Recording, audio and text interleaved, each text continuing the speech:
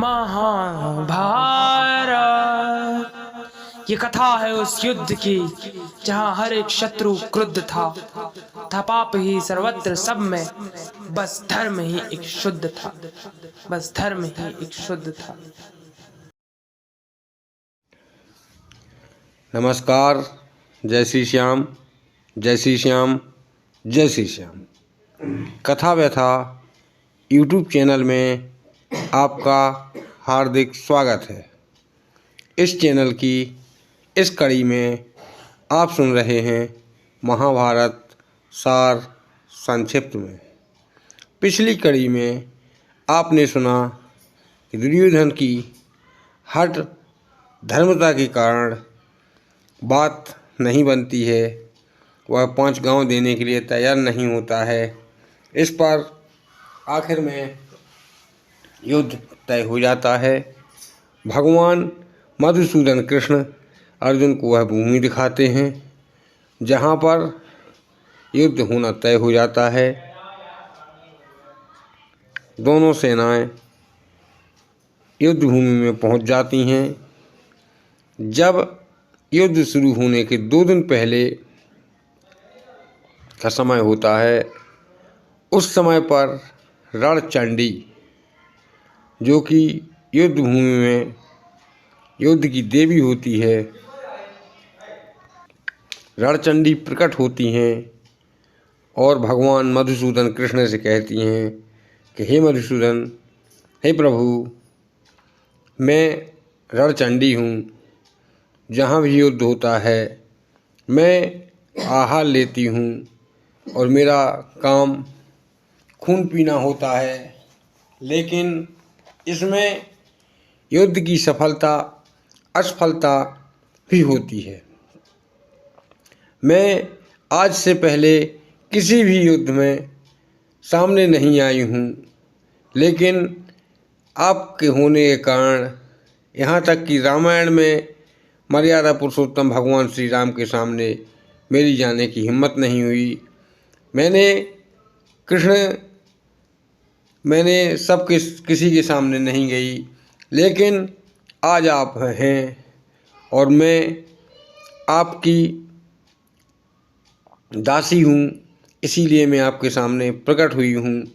यदि आप युद्ध जीतना चाहते हैं तो आप एक काम कीजिए कि मुझे एक बलि दीजिए, जिससे युद्ध जीतना संभव हो जाए। भगवान कहते हैं, हे रणचंडी, तुम्हें बलि अवश्य मिलेगी।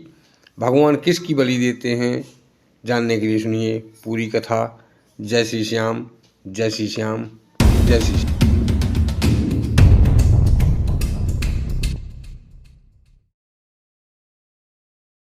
जब रणचंडी से भगवान कह देते हैं कि हाँ रणचंडी, तुम्हें बलि अवश्य मिलेगी, इसके बाद रणचंडी कहती हैं कि हे प्रभु, यदि बलि देना है तो मुझे युद्ध होने के 1 रात पूर्व, यानी कि कल की रात में बलि चाहिए, वरना मैं बलि को स्वीकार नहीं करूँगी।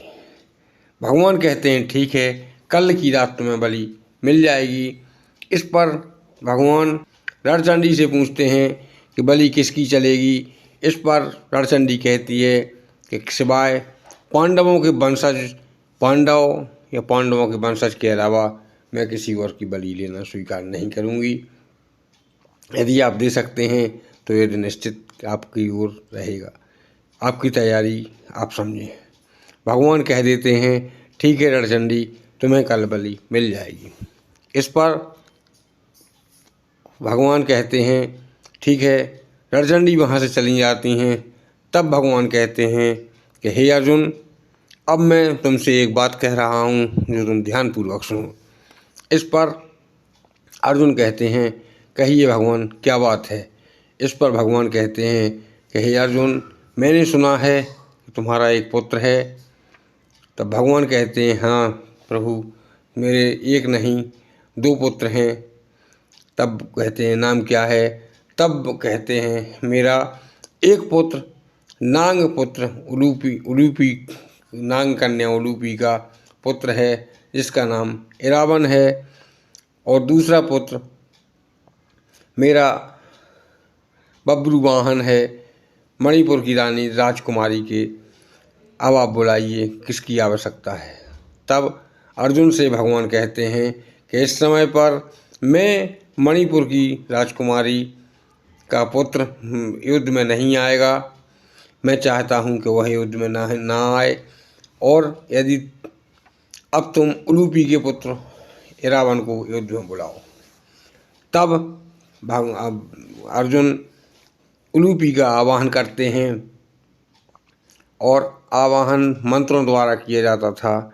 जिस प्रकार से आज हर व्यक्ति का एक फ़ोन नंबर होता है, एक कोड नंबर होता है जिसे फ़ोन नंबर कहते हैं, उस समय पर हर व्यक्ति का हर दूसरे व्यक्ति से एक मंत्र होता था जिससे वह आवाहन करके उसे बुलाया था।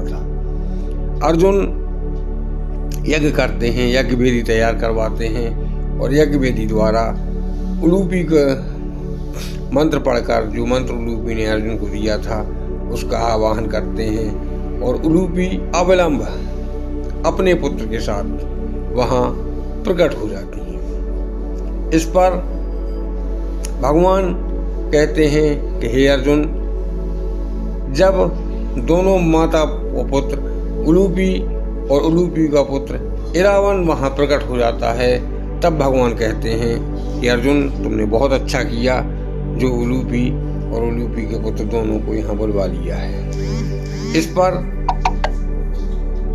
पुत्र कहता है, कहिए क्या पिताश्री, क्या बात है।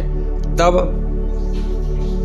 अर्जुन कहते हैं कि पुत्र, यह खतरे की घड़ी है, युद्ध होने वाला है।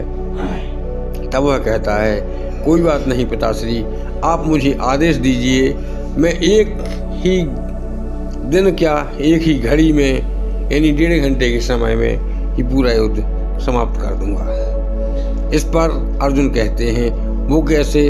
तब वह कहता है कि मैं जाकर नागलोक में नाग सेना से बोल दूंगा कि चलो मेरे साथ युद्ध में, और वह सेना कौरव सेना पर, यानी कि आपकी दुश्मन सेना पर टूट पड़ेगी, और देखते ही देखते एक सर्प हजारों व्यक्तियों को डसकर लाखों, जो जितने भी सैनिक, रथी महारथी जितने भी लोग हैं, सबको मार कर युद्ध समाप्त कर देंगे।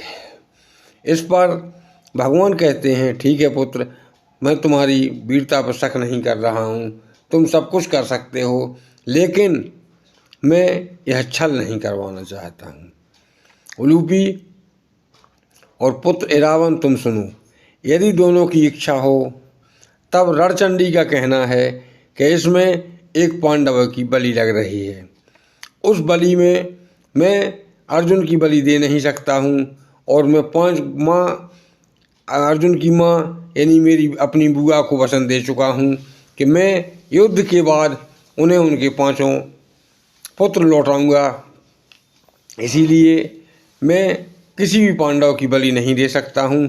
अब रही बात उलूपी तुम्हारे पुत्र इरावन की, तो मैं उसकी बलि देना चाहता हूँ। यदि तुम आज्ञा दो तो ऐसा होगा, और यदि तुम आज्ञा नहीं दोगी तब मैं किसी और की बलि दूंगा।